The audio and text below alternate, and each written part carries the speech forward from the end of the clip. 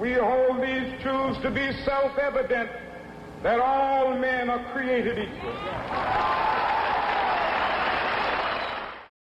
Darkness cannot drive out darkness. Only light can do that. Hate cannot drive out hate. Only love can do that. This is a quote by Dr. Martin Luther King as he gave a sermon titled, "Loving Your Enemies" in Montgomery, Alabama. Welcome, Lenoir-Rhyne University community, and to all of our faculty and staff and students as we commemorate the life and legacy of Dr. Martin Luther King Jr. and all of those who sacrificed their lives and their livelihoods for the advancement of all people. I will call you to the challenge to consider darkness not driving out light, but light driving out darkness, and hate not driving out love, but love driving out hatred. This is the appeal that Dr. King gave so many, and this is the appeal that I will give to you, our community members, for 2022 as we remember his sacrifice. Remember this, that darkness has a way of dividing and separating us. Hatred has a way of isolating and creating dissension among us. Be the light, be the leaders that we all have been created to be by choosing light over darkness and love over hatred.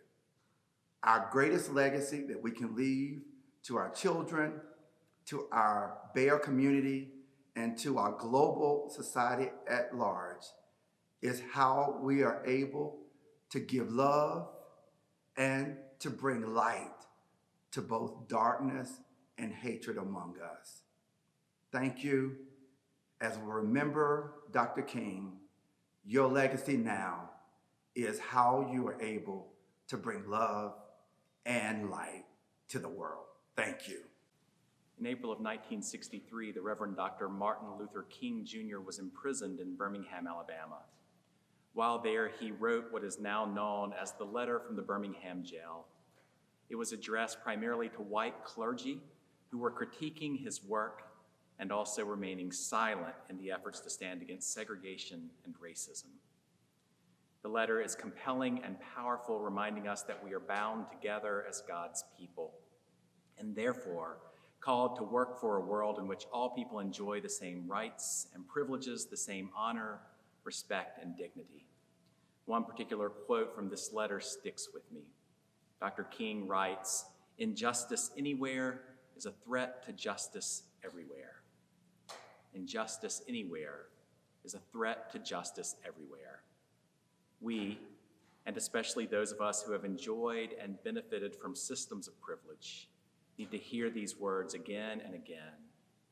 They are a reminder, a clear call that we must continue to carry out the work of Dr. King and bring injustice to light and do what we can to right these wrongs.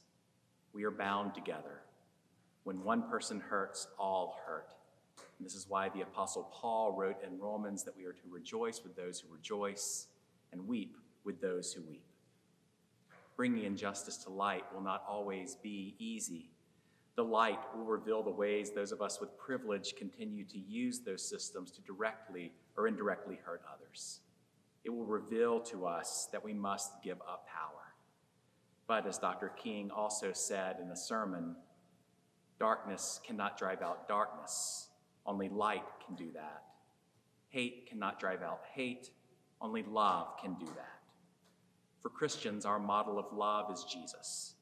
Jesus showed a sacrificial love, giving fully of himself to save and redeem the world. And because Jesus commands us in the Gospel of John to love others as he first loved us, well, this means giving up power, privilege, biases, prejudices, our old way of doing things, all for the sake of others.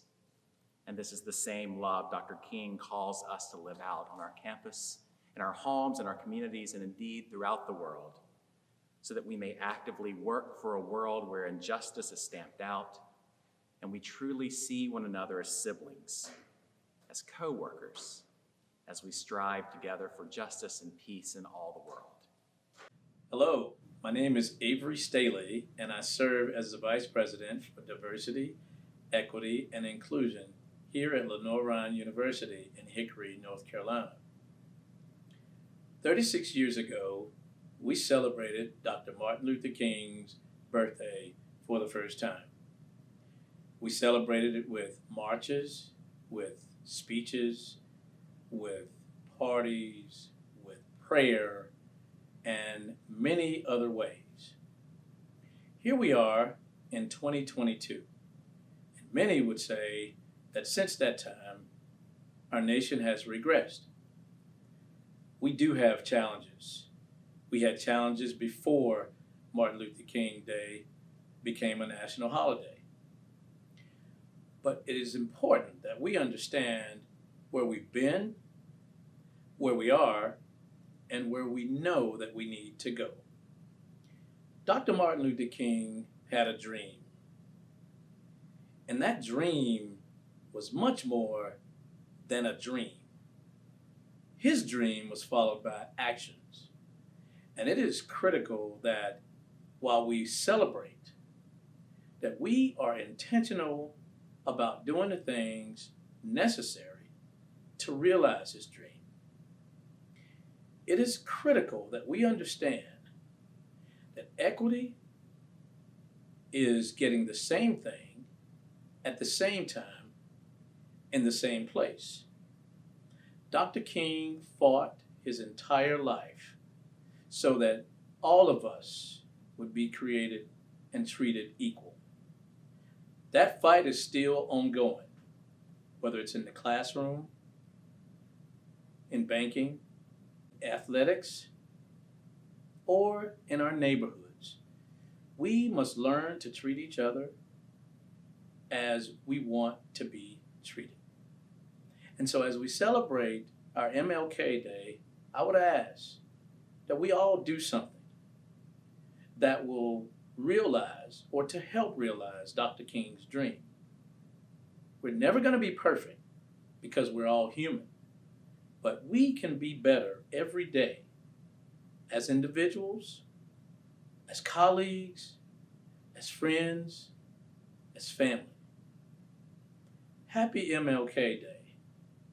I hope that you will go and make a difference in everything that you do.